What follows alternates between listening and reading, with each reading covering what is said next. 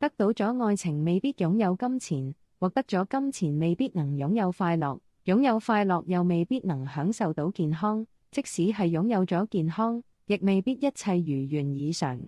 唔奢求萬般如意，事事順心，就唔會對遺憾隨空頓足。人生在世，不過區區百年，活得咁攰，為難嘅仲係自己。佛說，雖然我哋唔可以改變周遭嘅世界，我哋就只好改變自己，用慈悲心和智慧心嚟面對呢一切。活得太攰嘅人，或許唔係生活負重過多，而係唔懂得如何活得輕鬆。古人話：行到水窮處，坐看雲起時。人生冇絕對嘅死胡同，關鍵係如何睇開啲。有4種人活得最攰，睇下有冇你嘅影子。一、想得越多，糾結越深。春秋時期魯國嘅大夫季文子，對於各種禍福利害，總係百般思量。孔子聽講後批評話：何必想太多，2次就夠了。實際上，多思多慮並不能減少生活嘅挫敗，相反，因為想得太多，結果往往更加難以決斷。當斷不斷，累思難忘。困住自己嘅，永遠係一個人嘅雜念。人生唔會太順利，亦唔會過於糟糕。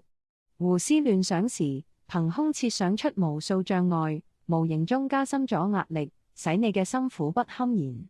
人生亦冇那麼多敵人敵意，遇是喜歡過於琢磨嘅人，能把毫無聯繫嘅甲乙丙丁穿針引線，硬搬出前因後果，能從一啲蛛絲馬跡順藤摸瓜揾出令自己恐懼嘅緣由。好多猜疑與顧忌都係從胡思亂想開始，可謂無事生非。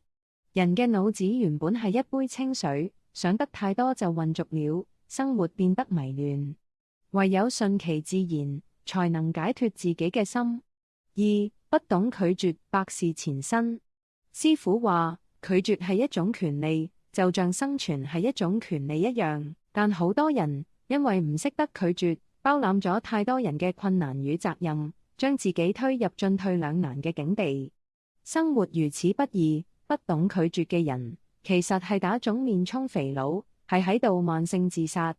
每個人對於明天，對於未來，都有自己嘅設想與規劃。若唔拒絕人哋，就只好委屈自己，將自己嘅計劃清空，做人哋嘅後備箱。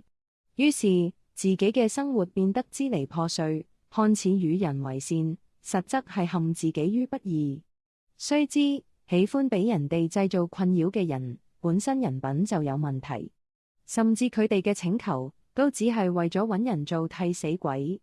退一步講，你苦心嘅幫忙，換來嘅亦唔一定係感激，話唔定仲會被指責做得唔夠好。因此，人與人之間，幫忙只係情分，唔幫先係本分，千祈唔好喧賓奪主。